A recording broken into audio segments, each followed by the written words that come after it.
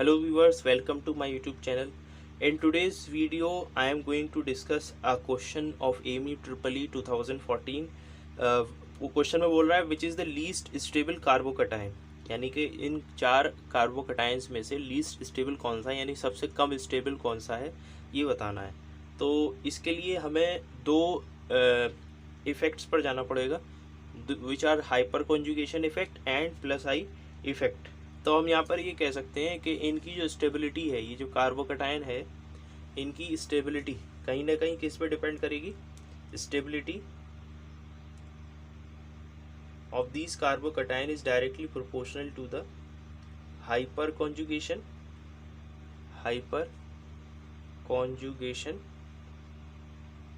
Okay, and is directly proportional to the plus I effect. Okay, plus I effect, I think इतना clear होगा।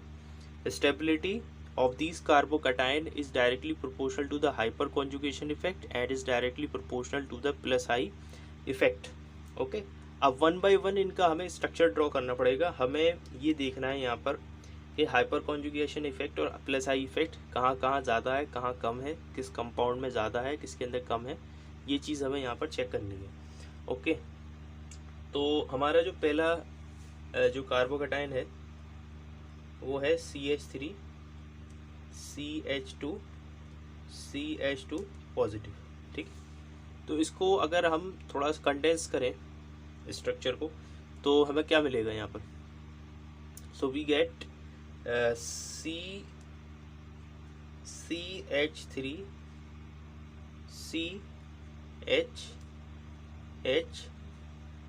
CH2 positive. Okay, ये मिल जाएगा। इसका structure हमने कंडेंस कर दिया, ये मिल गया। ओके, तो दिस इज़ 1 डिग्री कार्बोकटायन। ठीक है, 1 डिग्री कार्बोकटायन।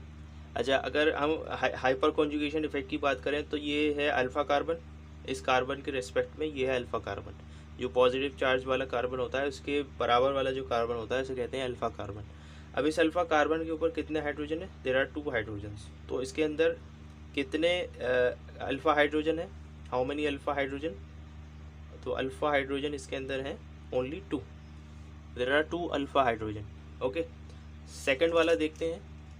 सेकंड वाला जो कंपाउंड है वो है हमारे पास कार्बोकटायन है, वो कौन सा है, CH3 CH positive CH3। Okay, तो इसके करस्पॉन्डिंग स्ट्रक्चर क्या मिल रहा है हमें यहाँ पे। तो we get CH3 C positive CH3 और H। ओके, तो दिस इज 2 डिग्री कार्बोकटायन और अल्फा हाइड्रोजन कितने होंगे इसमें। This is carbon positive, so this is alpha carbon and this is alpha carbon. How many hydrogens are attached to these alpha carbons? There are 3 alpha hydrogen and 3 alpha hydrogen here. तो कितने alpha hydrogen हो गए तो total इसके अंदर alpha hydrogen are 6, there are 6 alpha hydrogen. Okay, now we are going to move third structure. third carbocation is CH3 3C positive. Okay, इसका structure बनाते हैं। स्ट्रक्चर में क्या मिलेगा हमें, CH3 CH3 ये हो गया हमारा पॉजिटिव। ओके, सो अब यहाँ पर ये तो हमें प्लस आई इफेक्ट दिखाना पड़ेगा। ओके, CH3 क्या शो कर रहा है, प्लस आई इफेक्ट, यहाँ भी दिखाना पड़ेगा इसको, this is plus I effect. तो यहाँ पर 2 ग्रुप हैं जो जुड़े हुए हैं इस पे पॉजिटिव कार्बन के साथ, जो प्लस आई इफेक्ट शो कर रहे हैं। ओके, अब यहाँ पर अगर हम देखें तो यहाँ पर 3 इस तरह के ग्रुप हैं, मिथाइल ग्रुप कहेंगे इसको, मिथाइल ग्रुप जुड़े हुए हैं इस कार्बन के साथ जो प्लस आई इफेक्ट शो कर रहे हैं। ठीक है, this is 3 degree carbocation, this is 3 degree carbocation.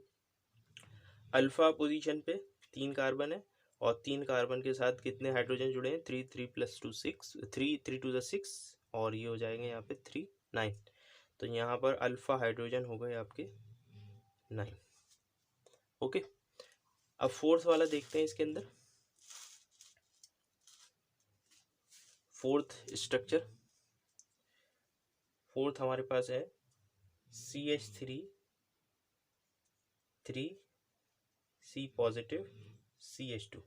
Okay, इसका स्ट्रक्चर क्या बनेगा, CH3 CH3 CH3 C, ये 3 CH3 ग्रुप जुड़े हुए हैं इस कार्बन के साथ, दे show plus I effect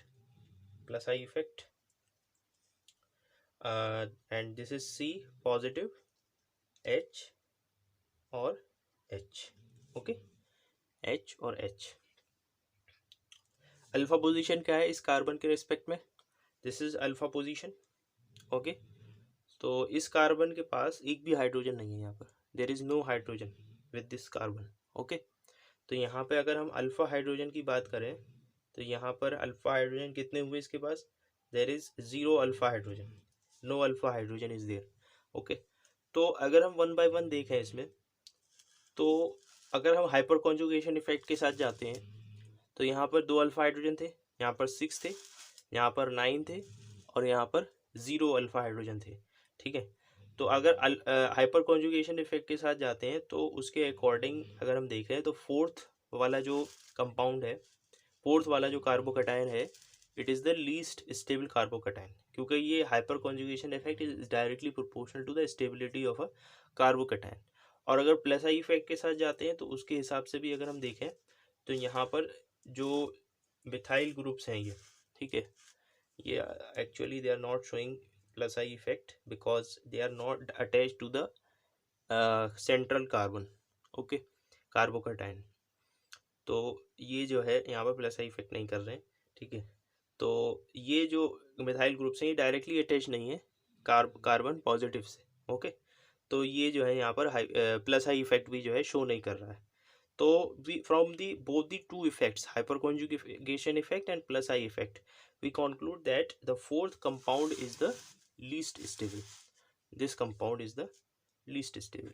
I hope ये वीडियो आपके समझ में आया होगा और ये क्वेश्चन क्लियर हो गया होगा। अगर कोई पोर्शन इसका समझ में नहीं आया है तो आप मुझसे कमेंट सेक्शन में पूछ सकते हैं। I hope you like my video, please share with your friends and subscribe to my channel. Okay, thank you.